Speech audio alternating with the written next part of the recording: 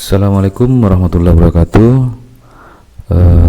Kita melanjutkan materi sebelumnya yang sudah saya ajarkan terkait air tanah, baik itu akuifer. Kita sekarang melanjutkan ke hukum Darcy. Jadi hukum Darcy ini terkait dengan kecepatan air yang dimana air tersebut mengalir di dalam tanah jenuh. Jadi ini membahas satu aliran air di dalam tanah, dimana V adalah kecepatan. Sebagaimana kita tahu, kecepatan satuannya adalah jarak persatuan waktu, bisa meter per detik atau sentimeter per detik dan lain-lain. Kemudian di sini ada K, koefisien rembesan, dan I, gradien hidrolis.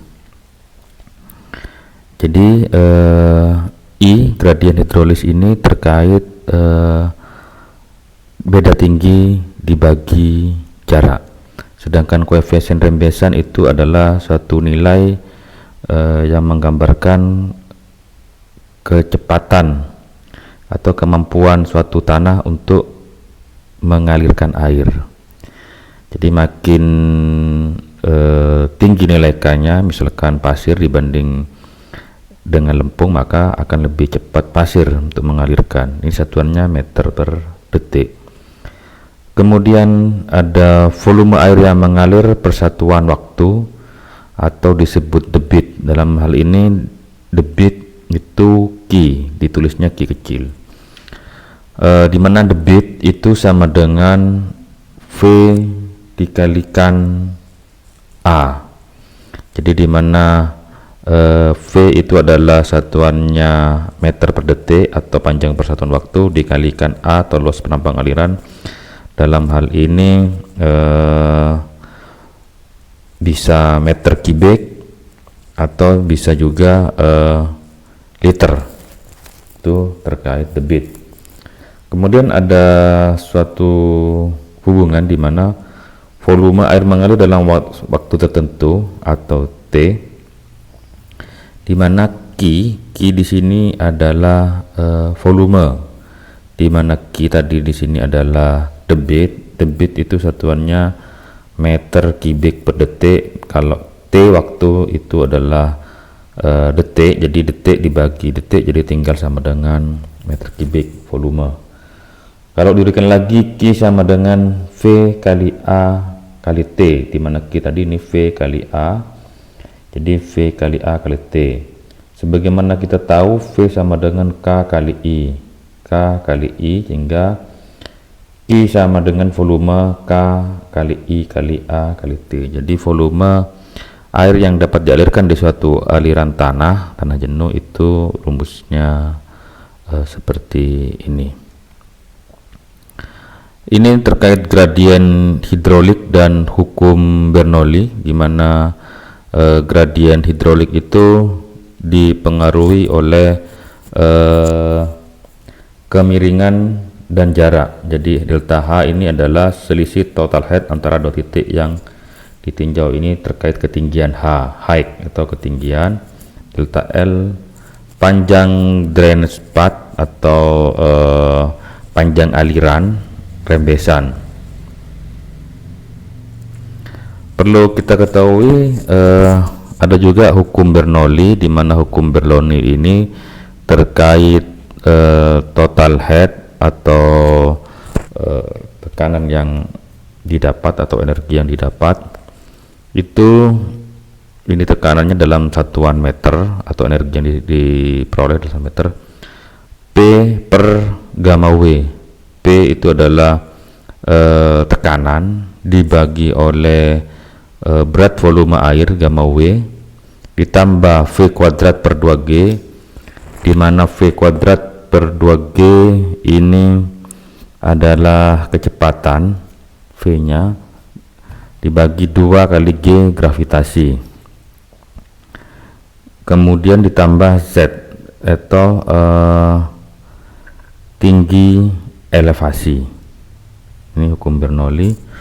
Kemudian untuk hukum Bernoulli untuk aliran air dalam tanah, karena nilai daripada kecepatan di dalam tanah dianggap 0, maka hanya tinggal P per gamma W, sedangkan V kuadrat per 2G ini hilang, tinggal Z.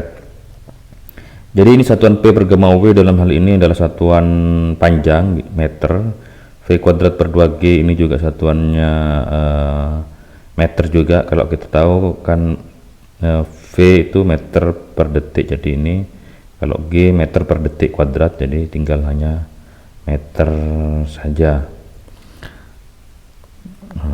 Jadi P per gamma W adalah merupakan tinggi tekanan ditambah ini tinggi elevasi. Z ini dilambangkan dengan tinggi elevasi. Jadi tekanan yang diperoleh suatu benda ini dipengaruhi oleh tinggi tekanan akibat faktor udara yang mempengaruhi, ditambah lagi faktor ketinggian.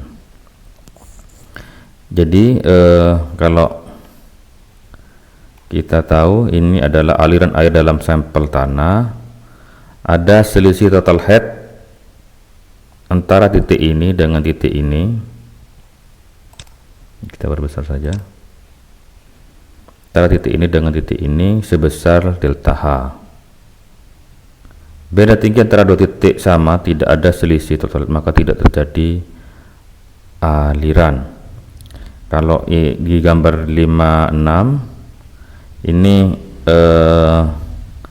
terjadi aliran, ini karena adanya beda tinggi, sedangkan di sini terbuka sehingga ada tekanan, ada beda tinggi sehingga terjadilah aliran. Di sini tidak terjadi aliran karena ininya tidak ada selisih total head, tekanannya sama di sini, ini lurus sehingga tidak ada, karena di sini ditutup. Jadi itu bila tinggi antara dua titik sama, ini sama, yang ini sama, ini tidak ada selisih, maka tidak terjadi aliran. Jadi kenapa ini tidak terjadi aliran? Karena ini ditutup, sehingga kalau ditutup maka di sini akan terjadi tidak ada selisih total head akibat tekanan. Tuh.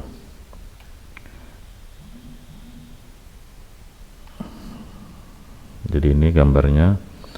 Kemudian selisih total head atau kehilangan energi antara titik A dan titik B, antara titik A sini dengan titik B sini. Ini adalah selisihnya titik A dan titik B, di mana titik A ini sama dengan PA per gamma W. Jadi tekanan di titik A ditambah, jadi ini selisih antara titik A ini pindah ke sini. Jadi ini ditambah titik B, di mana titik B ZA ini. Jadi selisih titik A, kehilangan energi titik A itu sama dengan PA per gamma W ditambah ZA. Ini tinggi ZA ditambah HPA. Titik B, tekanan di titik B ditambah elevasi di titik B, sehingga kalau singkatnya bahwa tinggi energi, kehilangan energi itu adalah I kali delta L, di mana I adalah gradien hidrolis, L itu adalah jarak, ini adalah kehilangan energinya. Itu saja materi singkat. Nanti kita bisa diskusi lewat YouTube atau lewat grup WhatsApp yang ada. Demikian dari saya, terima kasih. Wassalamualaikum warahmatullahi wabarakatuh.